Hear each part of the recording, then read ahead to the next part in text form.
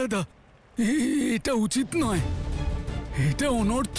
উনি আমাদের মাতা, উনি নিজের সত্য ভুলে গেছেন, কিন্তু আমরা তো জানি দাদা এরকম হতে দেওয়া উচিত নয়। যাই হয়ে যাক, কিন্তু মাতা আমাদের চরণ স্পর্শ করবেন না দাদা। না না দাদা। মাতা আমাদের কোলে জন্ম নিয়েছেন মণি,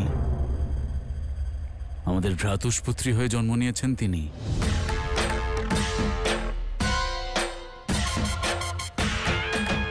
অর্থাৎ উনি আমাদের প্রেমকে স্বীকার করেছেন।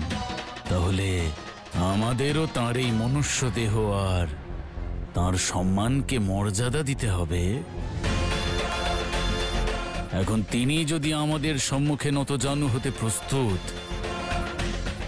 তাহলে আমাদেরও তাঁর এই মনুষ্য দেহ এবং তাঁর সম্মানের মর্যাদা তো দিতেই হবে।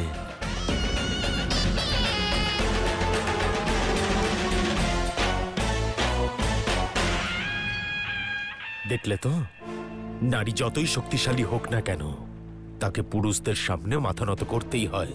আরে সাহস দেখালেই স্থান পরিবর্তন হয় না। নারীদের আসল স্থান পুরুষের চরণেই হয়।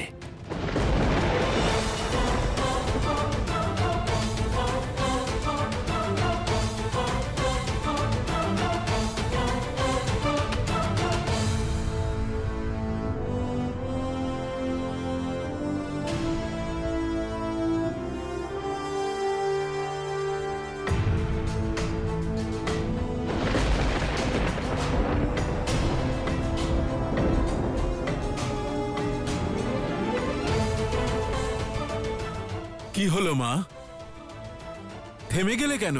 যাও গিয়ে আশীর্বাদ নাও। বাবা, সম্মান নতমস্তক হয়ে নয়, বরং নিজের আত্মসম্মান বাঁচিয়েই পাওয়া যায়। আর কাকার প্রতি যে সম্মান আমার দৃষ্টিতে আছে, তা আমার আচরণেই সবাই দেখতে পাচ্ছে। মস্তক নত করা তো কেবলই আড়ম্বর, কেবলই আড়ম্বর, কেবলই আড়ম্বর।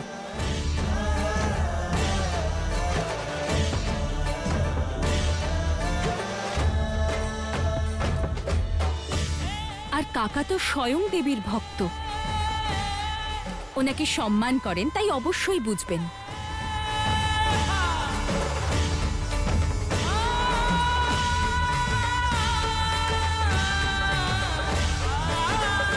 আর তোমরা সবাই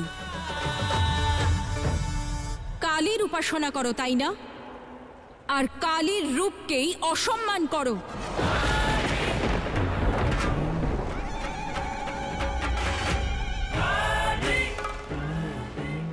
আদি শক্তিকে সর্বশ্রেষ্ঠ বলে থাকো, আর তারই প্রতিমূর্তিকে তুচ্ছ মনে করো। তোমরা আমাকে আমার স্থান দেখাতে চেয়েছিলে না?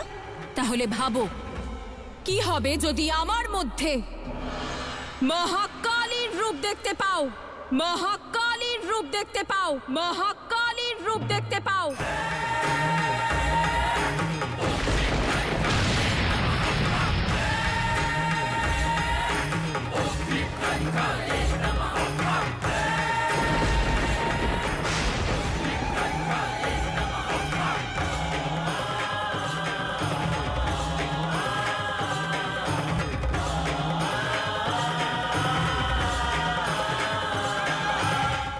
হবে যদি আমি জগৎ জননী আদি শক্তি হই, আদি শক্তি হই, আদি শক্তি হই।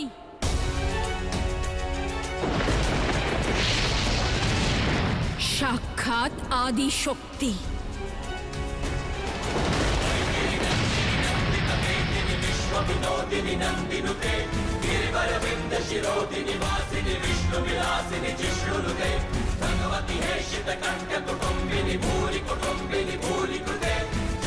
যখন কোনো নারী তার শক্তির প্রমাণ দেয়, তখন তার উপহাস করতে নেই, বরং তার সম্মুখে মস্তক নত করতে হয়, মস্তক নত করতে হয়, মস্তক নত করতে হয়।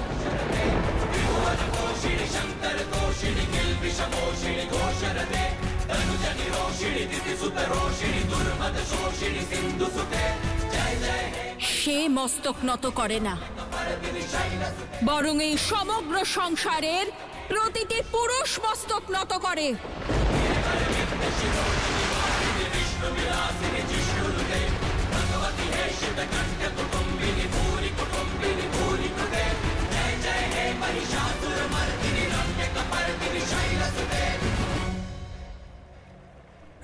ঠিক বলেছেন আপনি, ঠিক বলেছেন।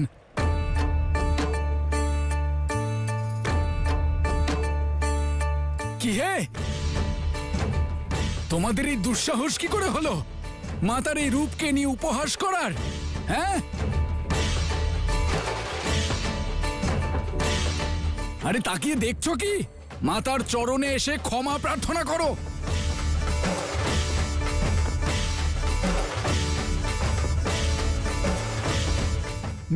না হলে পরিণাম ভালো হবে না কিন্তু। চলো। না কাকা, আমার উদ্দেশ্য ওদের অপমান করা নয়, বরং আমার লক্ষ্য এই সমাজকে উন্নীত করা।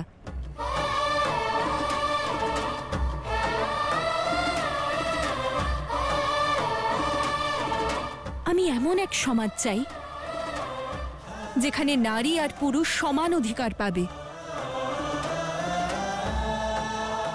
কাঁধে কাঁধ মিলিয়ে একে অপরের সঙ্গে চলবে।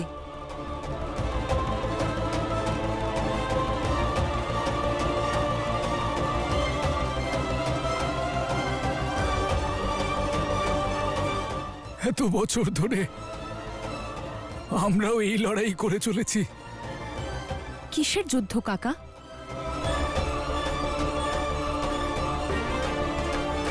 এটা অত্যন্ত গভীর কথা মহালসা। আর তুমি এখনো বয়সে ছোট, তুমি এখনো বুঝতে পারবে না। আপনার কথা বুঝি বা না বুঝি, কিন্তু এটুকু নিশ্চয়ই বুঝি, যে সমাজে নারীর বুদ্ধিকে তার বয়স দ্বারা পরিমাপ করা হয়, যে সমাজে নারীরা নারী হওয়ার কারণে সম্মান পায় না, সেই সমাজ পতনের দিকেই যায়, প্রগতির দিকে নয়।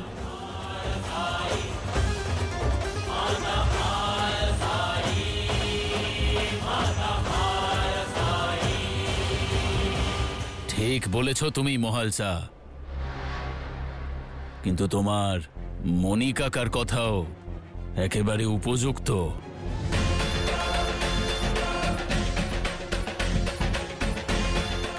সংসারে কলঙ্ক ছিটিয়েছে এরা, তাকে মলিন করেছে। তাই এবার তাকে স্বচ্ছ করা অত্যন্ত আবশ্যক।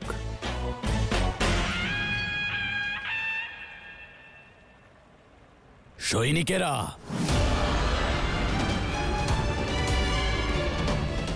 নিয়ে এসো ওই দুষ্টদের আমার কাছে। ওদের দুঃসাহস কি করে হলো আমার ভ্রাতুষ্পুত্রের সঙ্গে উপহাস করার?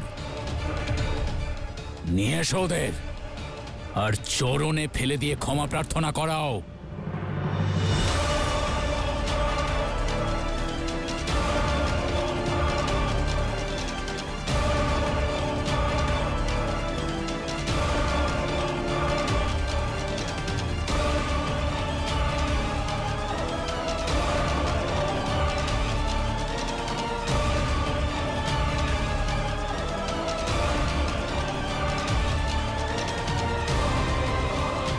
ক্ষমা চাও।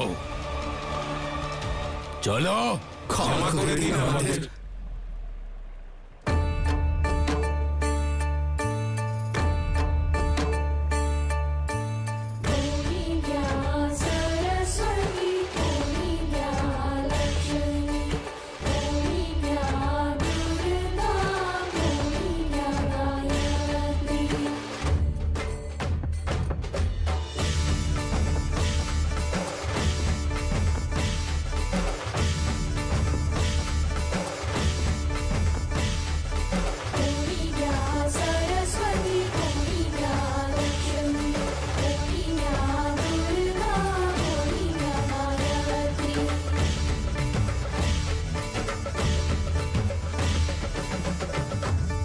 সম্মানের বীজ হৃদয়ে অঙ্কুরিত হয়, তা আড়ম্বরের দ্বারা সম্ভব নয়।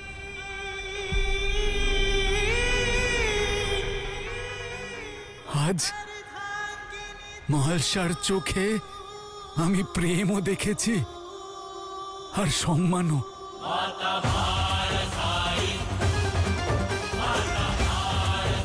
আজ আজ মহালসা আমাদের সকলের চোখ খুলে দিয়েছে।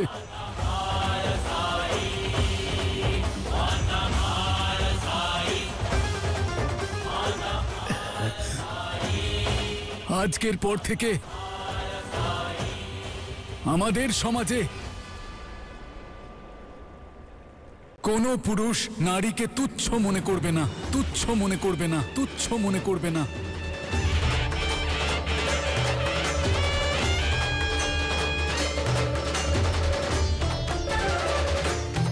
আজকের পর কোনো নারীকে তার ইচ্ছার বিরুদ্ধে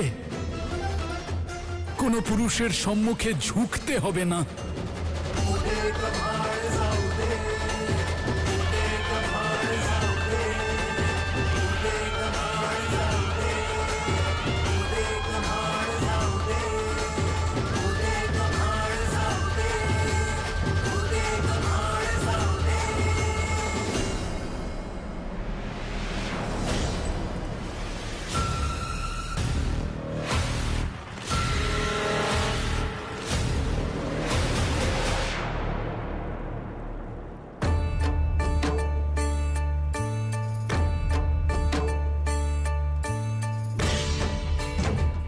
মণি কাকা, আপনি জানেন ছোট থেকে বাবার কাছে আপনার কত কাহিনী শুনেছি।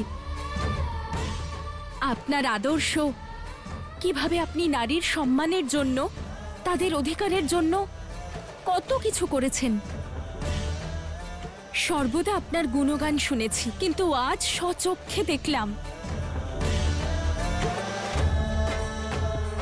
আপনার চোখে আপনার উদ্দেশ্যের প্রতি কতখানি সম্মান আছে। আপনি নারীর সম্মানের জন্য সব প্রথা, সব সংস্কারকে ভাঙতে পারেন।